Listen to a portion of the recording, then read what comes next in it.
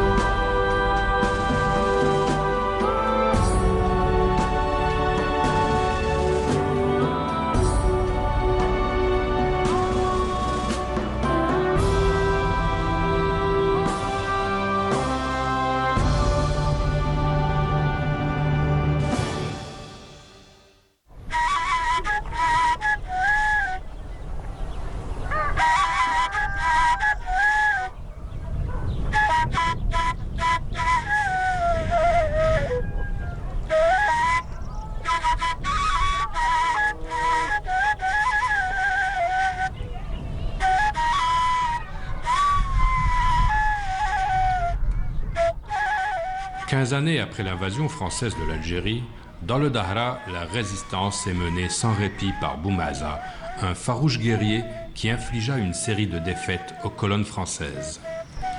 Mais revenons au premier jour de l'agression coloniale avec Ammar Belkhouja, historien et auteur.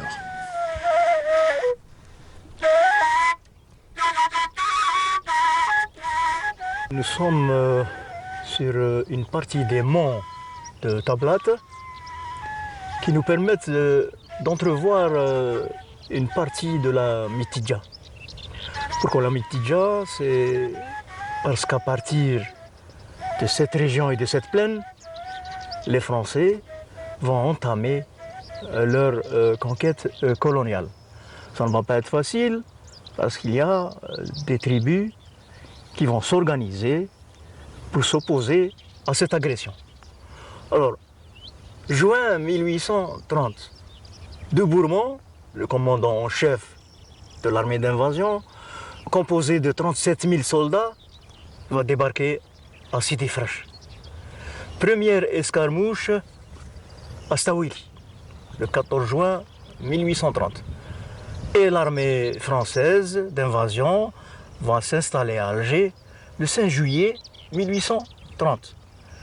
Le Dey, le dernier des Dey turcs, le Dey Hussein, va quitter Alger sans opposer le moindre coup de feu. Et il va abandonner le trésor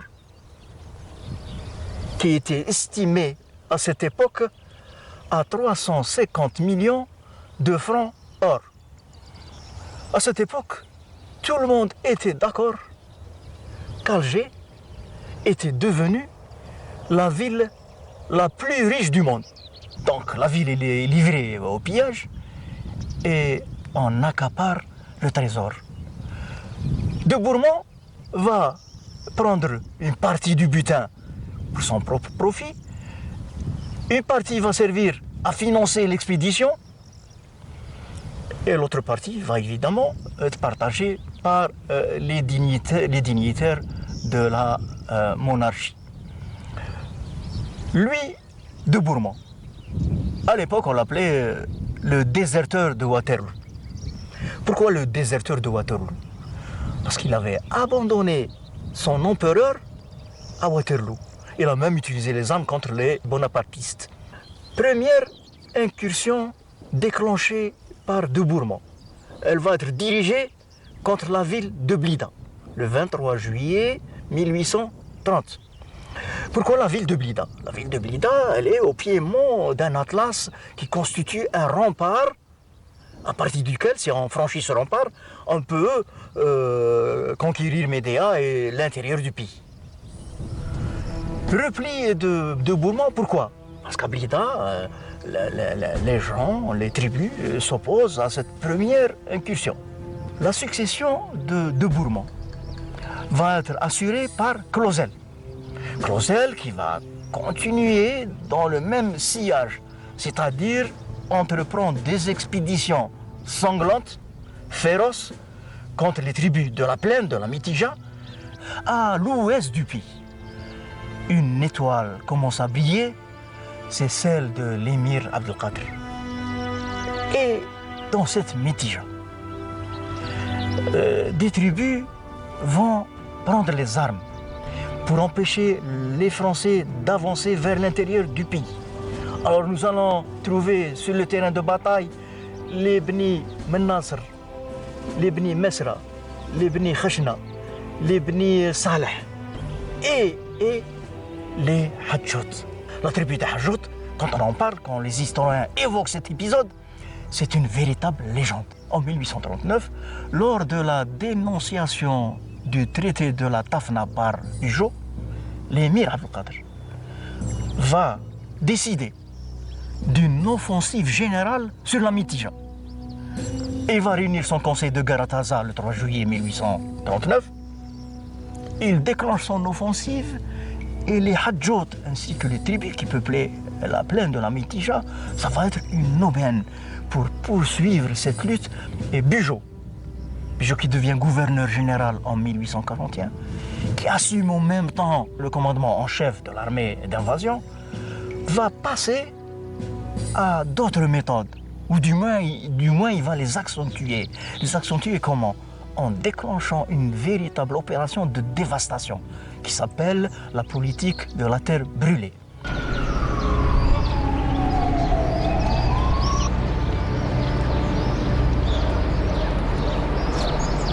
À la même époque, où l'histoire enregistre les forfaits perpétrés contre l'espèce humaine, les morts n'ont pas droit eux aussi au salut.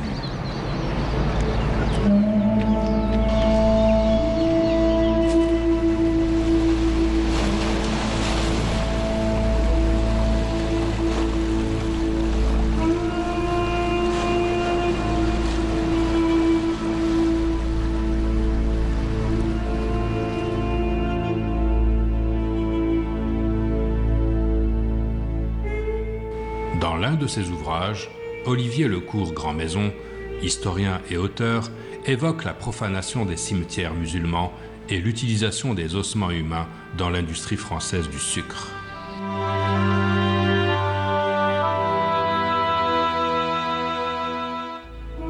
Alors, en ce qui concerne les cimetières, il y a effectivement, ça s'inscrit là aussi, là encore, dans le cadre de ce qu'il faut bien appeler donc une guerre totale. La destruction des cimetières,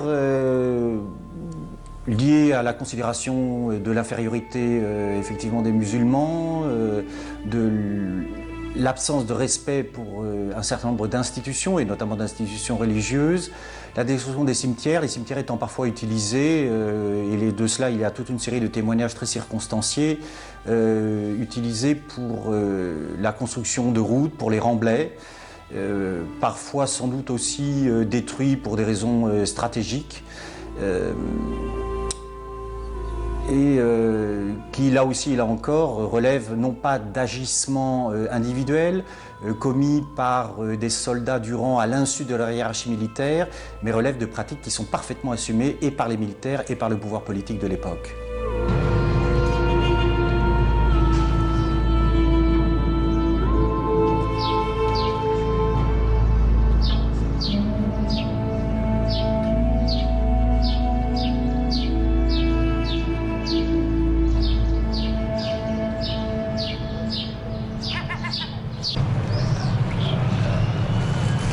y a sur ce point assez particulier et tout à fait singulier qui témoigne là d'un usage très singulier des restes humains et qui tranche sur le respect en général dû aux sépultures et aux cadavres. Des témoignages dans les années 1830, notamment de témoignages significatifs de médecins qui montrent qu'effectivement des ossements humains ont été utilisés à des fins industrielles et notamment pour le raffinage du sucre. La chose est à ce point connue d'ailleurs que l'émir Abdelkader, lorsqu'il apprend la nouvelle, demande à ce que désormais les populations qui sont sous son contrôle n'utilisent plus de sucre en provenance de France pour ces raisons-là.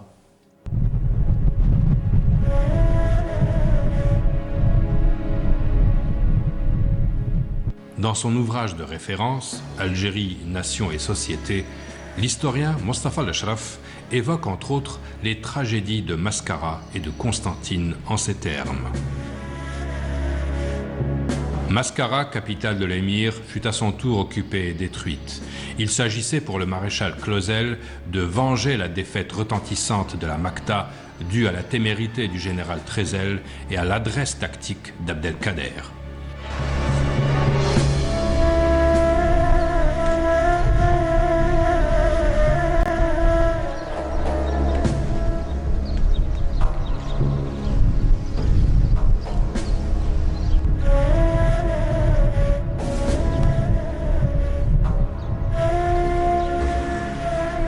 Une expédition fut dirigée contre Mascara et quand l'armée s'installa dans la ville le 6 décembre 1835, les incendies l'avaient à moitié détruite.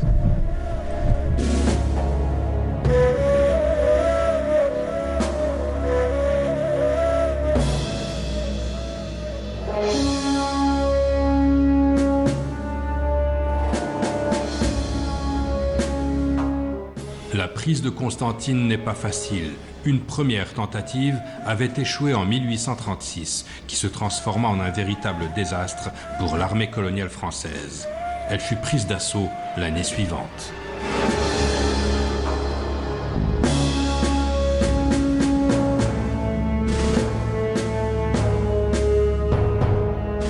Relatant quelques épisodes de ce drame qui se déroula en 1837, Poujoula écrit: En me plaçant aux abords de ces ravins pleins de terreur, j'arrêtai les yeux sur les pentes à pic, par où des milliers d'hommes, de femmes, plus confiants dans les abîmes que dans la pitié des Français vainqueurs, cherchèrent à se sauver. Leur moyen de salut était des cordes attachées au piton supérieur des rochers. Ces cordes se rompirent. Ce fut alors qu'on vit des masses humaines rouler le long de cet immense mur de rochers et qu'on vit se former une véritable cascade de cadavres.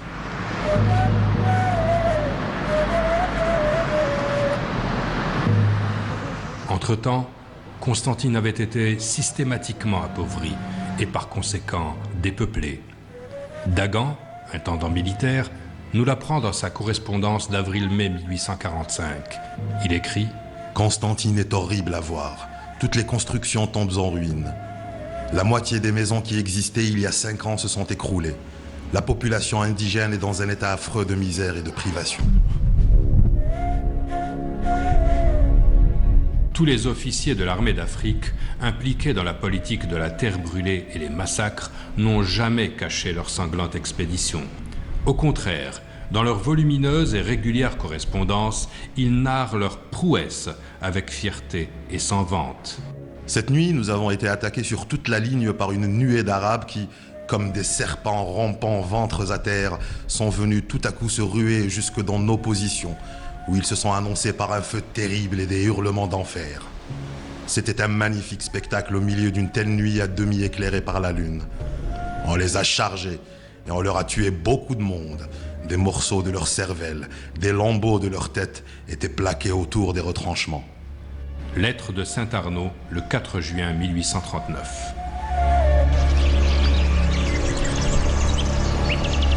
Le 5 octobre 1842, Achille de Saint-Arnaud, encore lui, est sur l'Oued Chérif pour punir les Beni Rached et les Beni Romériennes. Il écrit: Je suis avec ma petite armée, brûlant les douars et les gourbis des insoumis, rasiant leurs troupeaux, vidant leurs silos et dirigeant vers Miliana l'orge et le blé que j'y puise. Dans le Dahra, en 1843, les colonnes infernales, comme les appelle Mustafa al-Ashraf, sont déchaînées contre les insurgés qui refusent de déposer les armes dans la docilité et la soumission.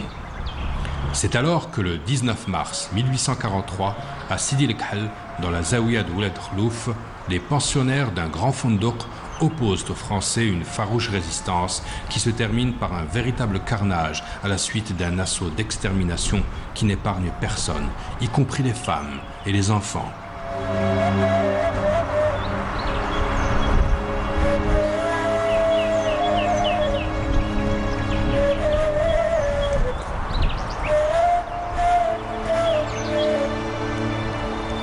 L'armée française, l'armée coloniale, dès juin 1830, va trouver en face d'elle des résistants algériens, hein, que ce soit dans l'Algérois ou dans l'ouest algérien. Et ce qui va marquer un peu le début de la résistance, ça va être la révélation d'un jeune homme qui a à peine 24 ans et qui s'appelle Abdelkader.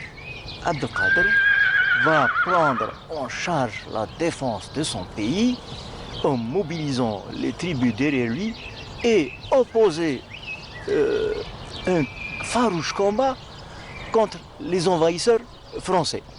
Alors le jeune Abdelkader, il est intelligent, il est intrépide, il est brave dans le combat et il se révèle comme un stratège militaire hors pair. Et la colonisation il va mettre en difficulté, et je dirais même en échec plusieurs fois, l'avance de l'armée coloniale. En juin 1835, il va infliger une cinglante défaite à l'armée française qui était conduite dans la région de Mohammedia, Experego et dans la région de Moussaganem. Il va infliger une cinglante défaite au général Trezel.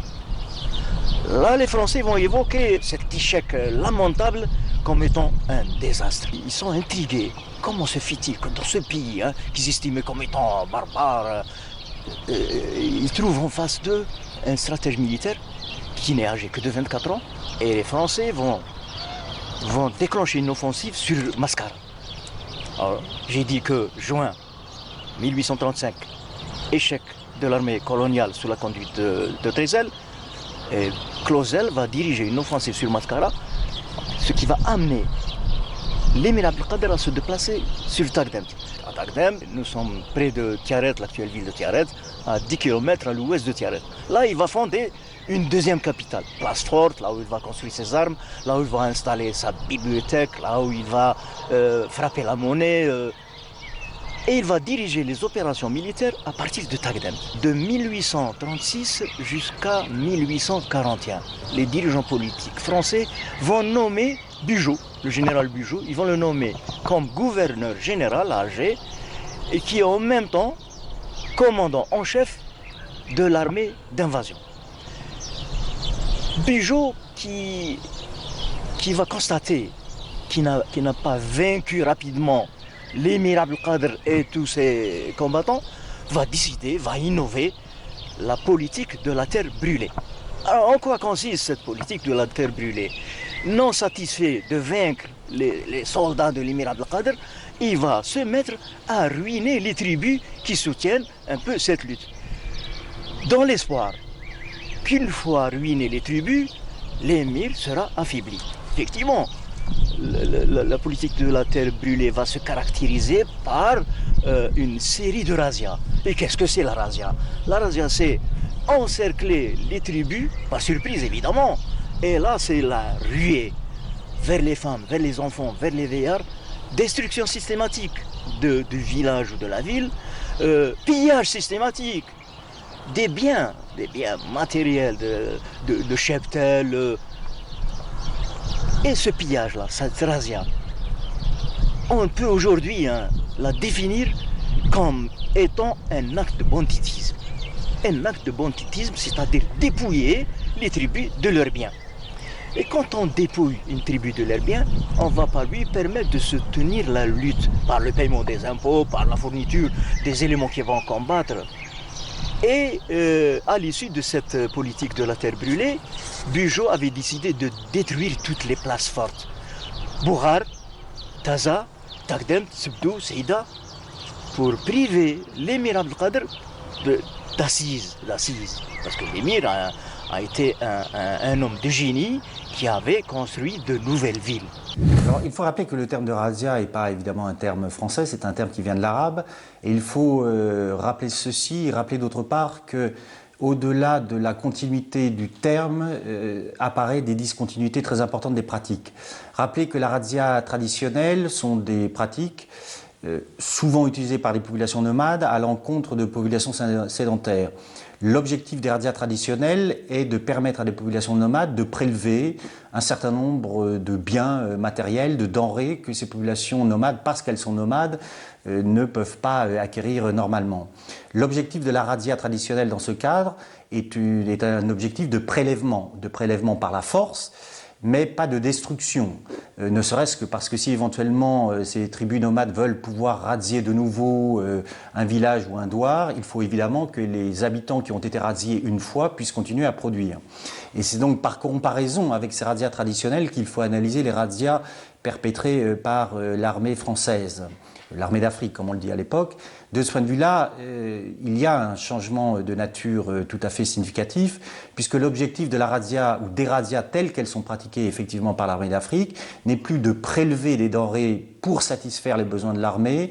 L'objectif de ces razzias est effectivement de détruire les infrastructures économiques, sociales des populations qui ont été radiées. Ce pourquoi je pense qu'effectivement, elles doivent être qualifiées d'armes de destruction massive et de destruction massive des infrastructures, l'ensemble s'inscrivant dans un projet qui est un projet à la fois militaire, politique, un projet qui concerne également les populations, l'objectif étant, comme on le dit à l'époque, et les choses sont dites à la fois par les militaires et par le pouvoir politique, l'objectif étant de refouler les populations indigènes, refouler les populations indigènes pour faire place nette, comme on le dit à l'époque, pour pacifier les territoires ainsi conquis, l'objectif étant par la pacification de ces territoires, de permettre à des colons européens et français de s'installer dans des territoires où l'on pense que la sécurité des biens et des personnes, la sécurité de leurs biens et de leurs personnes sera effectivement assurée parce que les populations indigènes, comme on le dit à l'époque, auront été chassées par la force. Le génie de l'émir Abdelkader résidait dans la mise en place de cette capitale originale qui, aujourd'hui, elle est installée sur un lieu et 2 jours après, elle est sur un autre lieu. Ce qui a donné beaucoup de difficultés à l'armée française de la localiser et de la détruire. Et pendant 2 ans, elle était devenue insaisissable. Alors, c'est au mois de mai 1841 que l'armée française va débusquer la Smala qui se trouvait à Taguine. Taguine, c'est un lieu qui désigne une bourgade située au sud de Qasr Chellala, dans la région de Tiaret. Ils vont surprendre la Smala de l'émir avec une mobilisation de beaucoup de soldats, beaucoup d'auxiliaires aussi, entre autres Mustafa Ben Smaïl, qui figurait parmi les assaillants, les sabreurs comme Youssef, et conduite par le duc d'Aumale, qui est le fils de Louis-Philippe, et par le général Lamoricière. Arrivé sur les lieux, l'émir Abdelkader qui était absent de la Smala, et ça va être la grande mêlée. La population de la Smala, comme je le disais, elle abritait près de 15 000 ou 20 000 habitants, parmi lesquels les enfants et les familles des officiers de l'émir, les celliers, les maréchals ferrants, toute l'administration d'une ville bien organisée. Et dans cette mêlée, dans cette attaque surprise, il va y avoir près de 370 Algériens, des femmes et des enfants et des vieillards, qui vont être massacrés. La bibliothèque de l'émir, pour laquelle il avait mis beaucoup de temps à compiler ses manuscrits, ses ouvrages, il avait un grand attachement au livre, l'émir Abdelkader, elle a été complètement dévastée. Quelques habitants, il y a eu des emprisonnements, mais quelques habitants de la Smala ont fui les lieux du désastre, du massacre. Et ils avaient trouvé refuge dans une grotte, toujours dans la région de Taguine. Et dans cette grotte, ils sont poursuivis par l'armée française. Je dis bien au mois de mai 1843. Et ils vont être bloqués dans cette grotte et ils vont être enfumés. Donc, cette méthode va servir à l'armée coloniale d'économiser des cartouches et d'économiser le temps.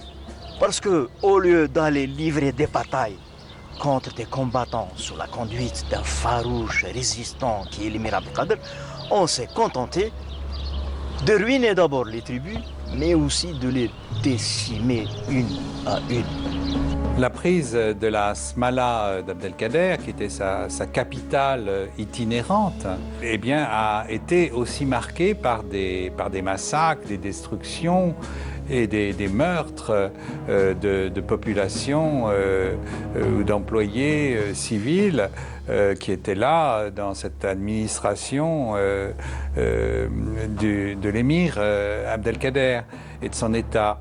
Et ça a été l'un des épisodes qui a marqué cette guerre qui a pris la forme de guerre d'extermination dans certains cas et de guerre contre un peuple en tout cas.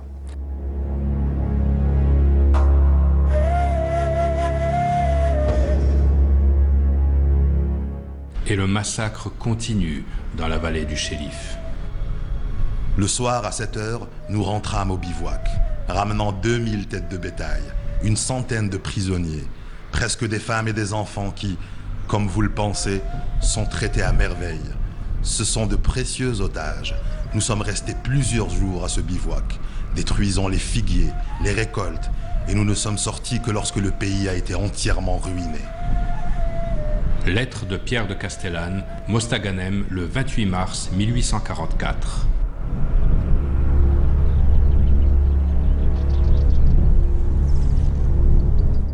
Après la nomination du général Bugeaud dans les années en 1840, se développe effectivement, notamment pour ce qu'il est convenu déjà d'appeler à l'époque la pacification de l'Algérie, puisque ce sont les termes déjà employés, ce que je qualifie moi de guerre totale.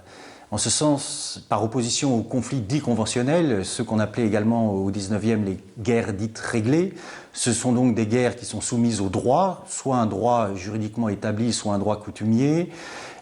Par opposition à cela, les guerres coloniales présentent cette caractéristique qu'on voit s'effondrer la distinction entre civils et militaires, ce qui débouche sur une potentielle militarisation de l'ensemble des populations civiles, qui sont dès lors exposées à la guerre, au massacre, à la torture, éventuellement à la déportation, comme cela a été souvent pratiqué, au motif que ces populations civiles constituent et sont perçues, ce qui est le cas effectivement parfois aussi, comme des soutiens extrêmement importants, et à l'époque évidemment des soutiens extrêmement importants pour l'émir Abdelkader.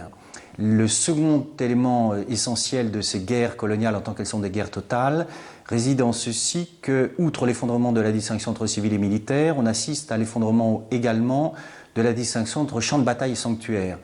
L'idée étant là, non pas une militarisation totale de la population, mais une militarisation totale de l'espace. La conséquence étant qu'il n'y a plus désormais de lieux dans lesquels les populations civiles puissent se réunir pour échapper aux violences de guerre.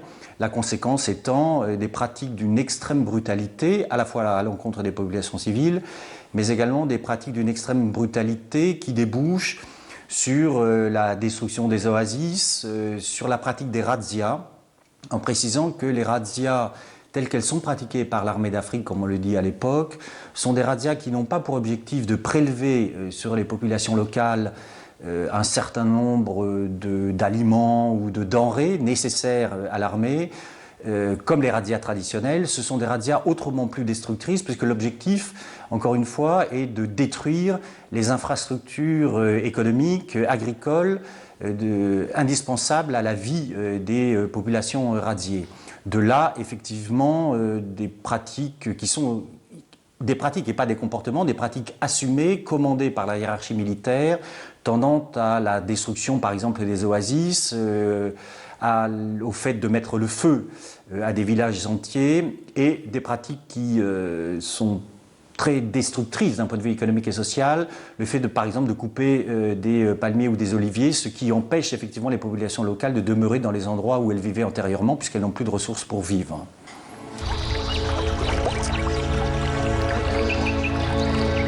Le 17 mai 1844, Bugeaud présentera au ministre de la Guerre le bilan relatif à une opération militaire dans une région proche de l'Ouadisser qui a tout l'air d'un véritable tableau de chasse. Plus de 50 beaux villages bâtis en pierre et couverts de tuiles ont été pillés et détruits. Nos soldats ont fait un butin considérable. Nous ne pouvons songer au beau milieu du combat à couper tous les arbres. L'ouvrage d'ailleurs serait au-dessus de nos forces. 20 000 hommes armés de bonnes haches ne couperaient pas en 6 mois les oliviers et les figuiers qui couvrent le beau panorama que nous avons sous nos pieds. Le Dahra désigne un immense massif montagneux qui s'étale sur une très vaste région entre Miliana et Mostaganem.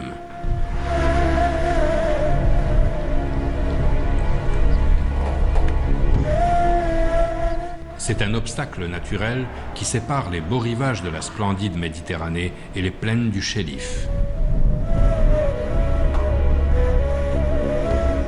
Le 19 juin 1845, le colonel Pélissier, sur ordre du général Bugeaud, traque la tribu des Ouledriyeh, composée de femmes, d'enfants et de vieillards, à l'intérieur des grottes de Nakmaria, où elle espérait trouver un salut.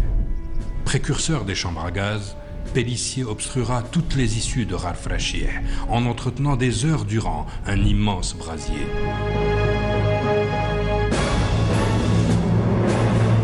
Mille personnes, avec leur bétail, vivront leur nuit fatale, l'ultime, la plus infernale de toute leur existence. Dehors, Pélissier et ses hommes alimentent le feu insensible aux cris, aux gémissements et à l'agonie des hommes, des femmes et des enfants.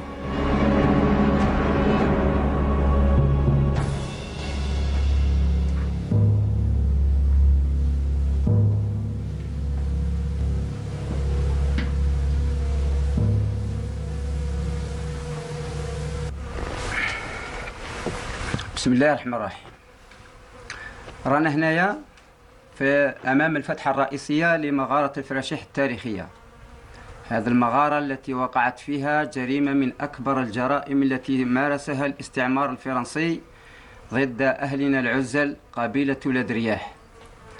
كثير من الزوار الذين يأتون إلى هذا المكان يتساءلون عن هذه القبيلة، من أين أتت وكيف أتى بها الاستعمار إلى هذا الوادي ولماذا فعل بها هذه الفعلة الشنيعة.